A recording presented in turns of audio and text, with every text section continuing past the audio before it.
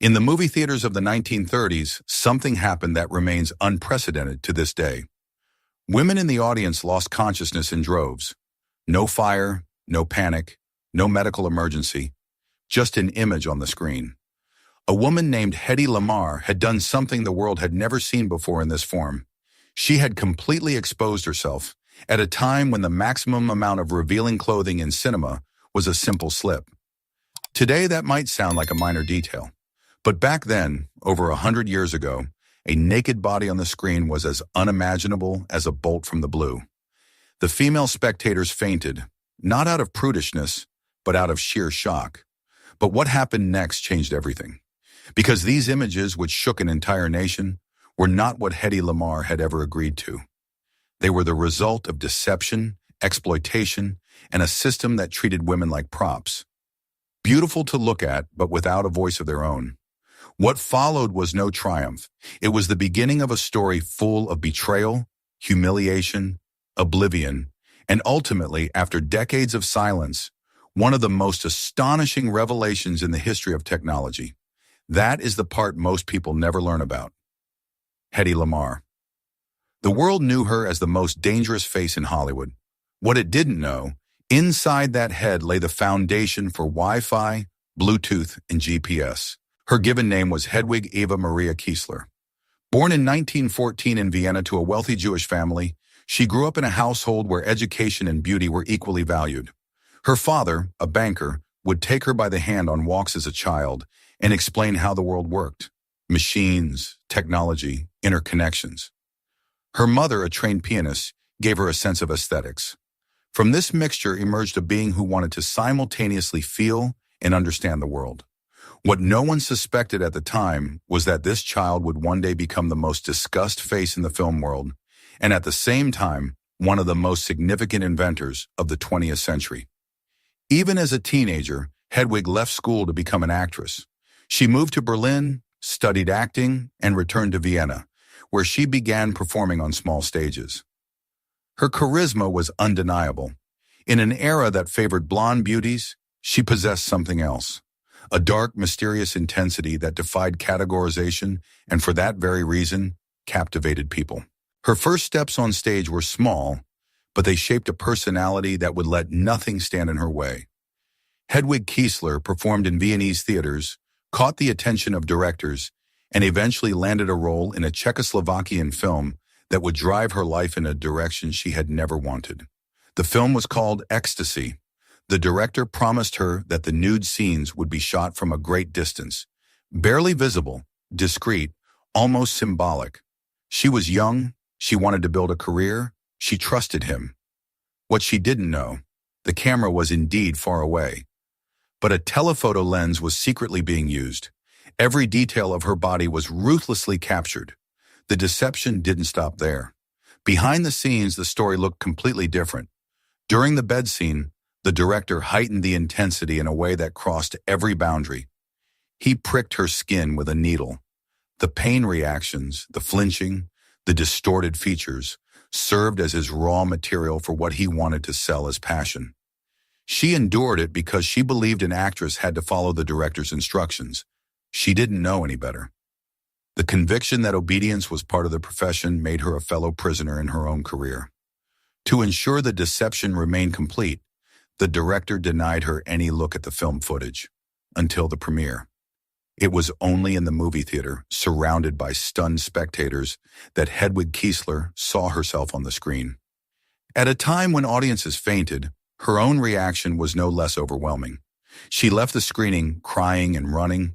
The film was completely banned in the U.S., and she was branded with a stigma that initially destroyed her career.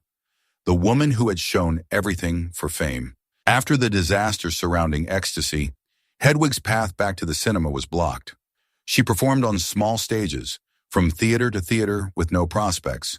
The stigma followed her like a shadow. But then a man attended the performance, and with him came a new kind of captivity. He was one of the 3 richest men in Austria.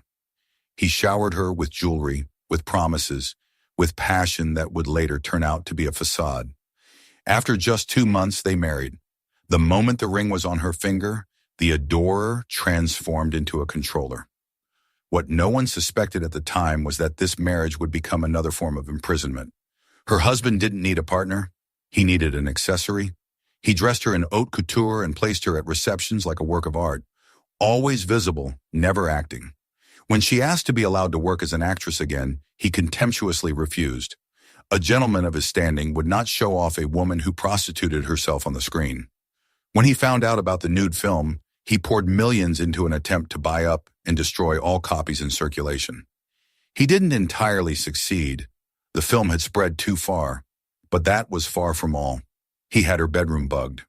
Every step outside the house was accompanied by guards. The estate he offered her as a gilded cage was nothing more than a luxurious prison. Hetty, as she would soon call herself, began to forge a plan. And then, without any warning, everything collapsed. On a quiet evening, she served her husband a coffee. In it, she had secretly dissolved a sleeping pill. When he fell asleep, she packed only the most valuable items, compact high-carat jewels, and left the estate forever. She boarded a ship to London. In her cabin, somewhere between Vienna and the future, she began to design a new life. London welcomed her with closed doors. No one wanted to hire a woman known for the infamous nude film. Only MGM, the studio behind the iconic lion logo, reached out. But what they offered was less an offer than a humiliation, $125 a week. When she objected, she was told that for a woman who had stripped naked for films, even that was generous. But what happened next changed everything. She declined. Then she waited. And she planned. When she found out that the head of MGM Studios was traveling to America on the same ocean liner, she bought a cabin, not to confront him, but to be seen. She roamed the corridors of the ship, drank cocktails on the deck, let the evening sun shine on her, nothing more than a traveler. But soon rumors circulated among the passengers. A woman on board, stunningly beautiful, unknown, unattainable.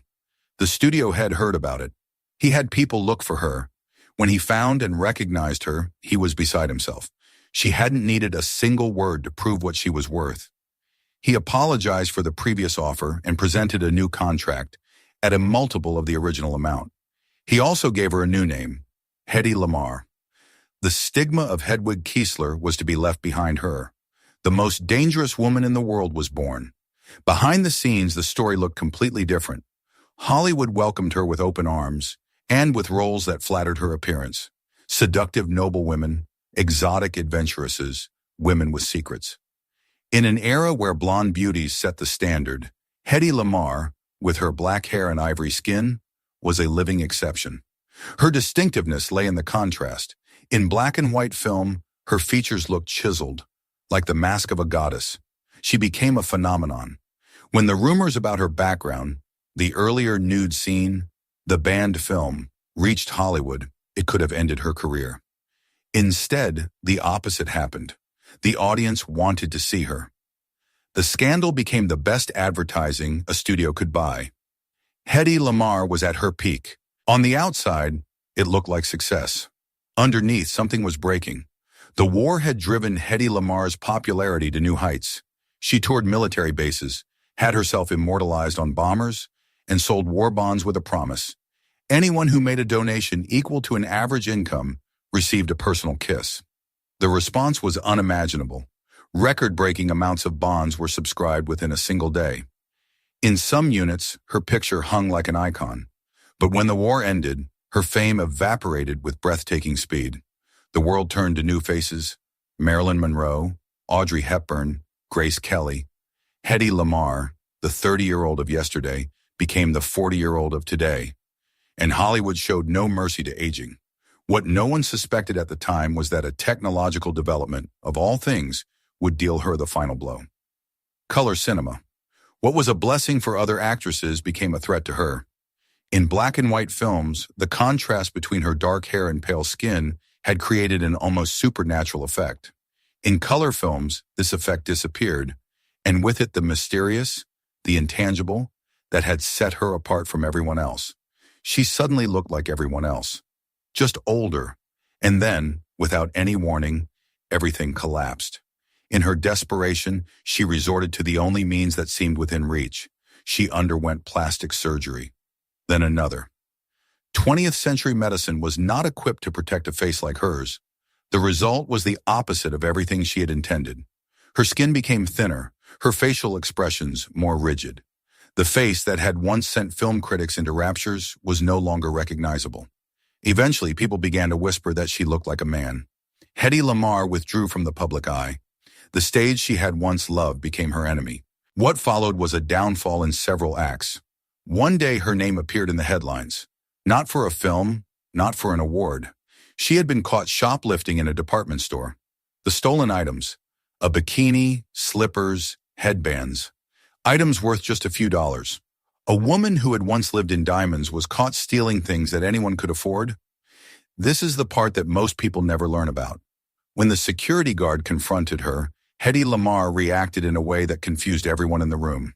She opened her purse, took out a checkbook, and asked with complete calm, who on earth seriously believed that a woman with so much money would steal?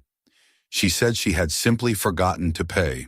The guard described a different sequence of events: the slippers off the shelf, the blind spot, the deliberate grab.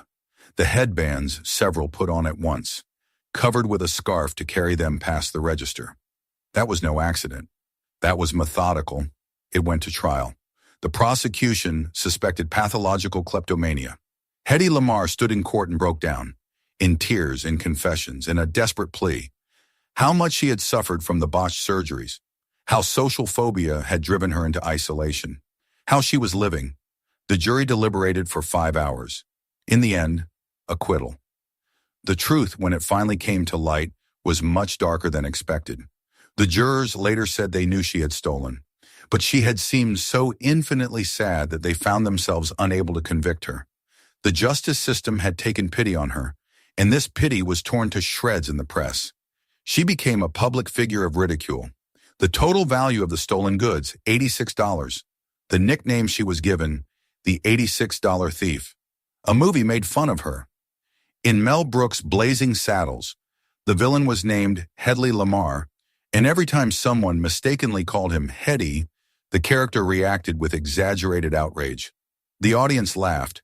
Andy Warhol made a film titled Hedy about an obsessive shoplifter who undergoes endless surgeries and looks increasingly absurd in the process. The character was a woman in men's clothing. The joke was obvious. But the worst was yet to come.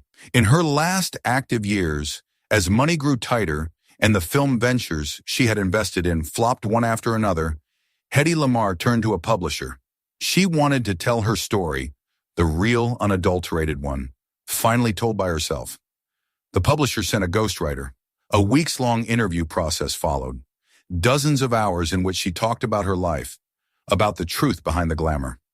What no one suspected at the time was what the publisher was really planning.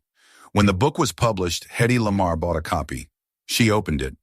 After just a few pages, her face turned white.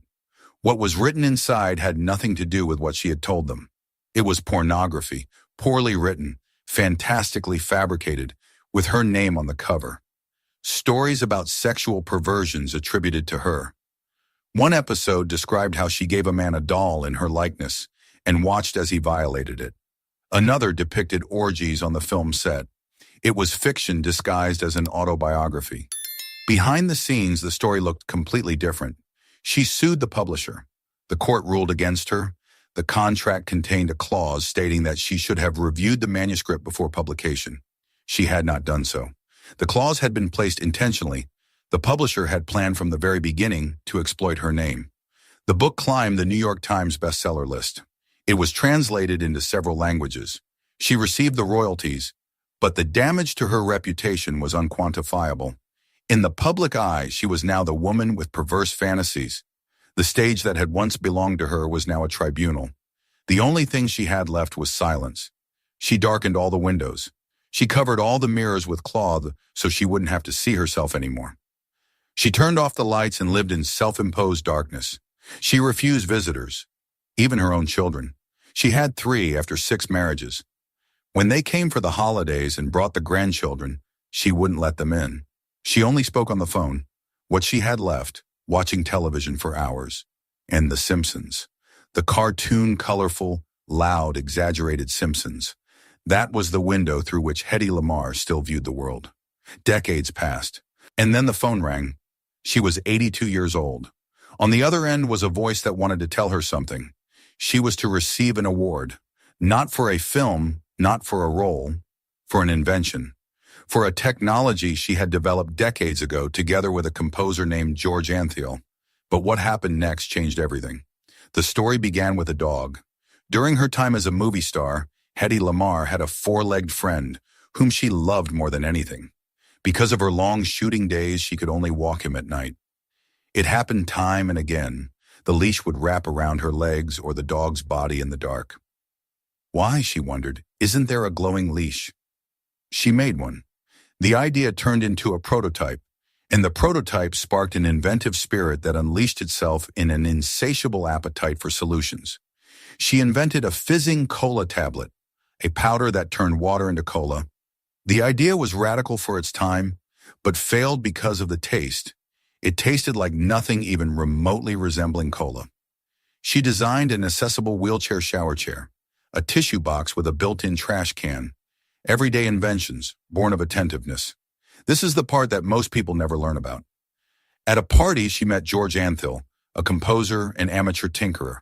He talked about his research on hormonally enlarging the female breast, a topic that guaranteed her attention. But what grew out of this encounter was something else. Hedy had no time for small ideas. At the end of the night, she blocked his way to his car, pulled out a red lipstick, wrote her number on the windshield, and disappeared with a smile. He called. They met again. And then they talked about the war. It was World War II, and one event wouldn't let her go. A refugee ship with 90 children on board had been sunk by a German torpedo. The reason, as they saw it, the Allies' radio signal was too easy to intercept, too easy to jam. A secure signal could have confused the torpedo's guidance system. Hedy had an idea. Just as a radio station jumps back and forth between frequencies, a control signal could be sent over a rapidly changing frequency pattern, too fast to be located or jammed in time. George thought in terms of sound. He knew of piano rolls that synchronized multiple instruments. Together they developed the principle of frequency hopping. They filed for a patent. The truth, when it finally came to light, was much darker than expected. The military laughed at them. An actress should rather have herself photographed in lingerie and boost the troops' morale, instead of meddling in matters that were none of her business. Hedy Lamarr did both. The photo shoots produced over 2.6 million prints. Her picture hung in lockers, barracks, and was painted on bomber planes. The proceeds flowed into the war chest, but the patent disappeared into a drawer. It wasn't until after the war that frequency hopping was used in military communication, then in civilian communication, then everywhere, Wi-Fi, Bluetooth, GPS.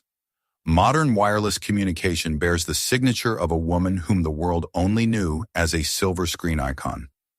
The patent had expired by the time the technology turned into money. She got nothing from it. But now at 82, the phone rang, and someone wanted to tell her, "We haven't forgotten." The award was called the Electronic Frontier Foundation Pioneer Award. Others followed. The Bobby Nass Spirit of Achievement Award, the Oscar of the inventing world. Hedy Lamarr was the first woman in history to receive it. The late light changed her. She opened the doors again, first to her family, then to the world. She saw her granddaughter for the first time.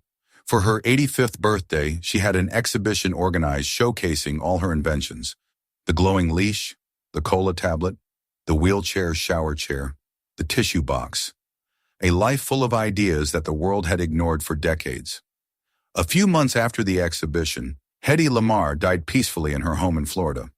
The woman who had been born Hedwig Kiesler, who had become famous as Hedy Lamarr, and who went down in history as the inventor of wireless communication, closed her eyes forever. What remained after her was more than a name. Germany, Switzerland, and other countries declared her birthday, November 9th, Inventor's Day. In 2015, Google dedicated its doodle to her birthday. The message was unmistakable. Without Hedy Lamarr, there would be no Google. The Hollywood Walk of Fame and the Inventors Hall of Fame, two worlds that never touch, bear the same name today. She is the only person in history to be in both. The only one, and almost certainly the last for the next 100 years. Hedy Lamarr married 6 times.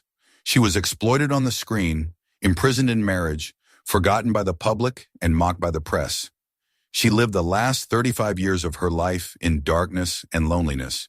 And yet, in the moments between humiliation and oblivion, she invented the world we know today. Not loudly, not for recognition, simply because her mind never stopped asking questions.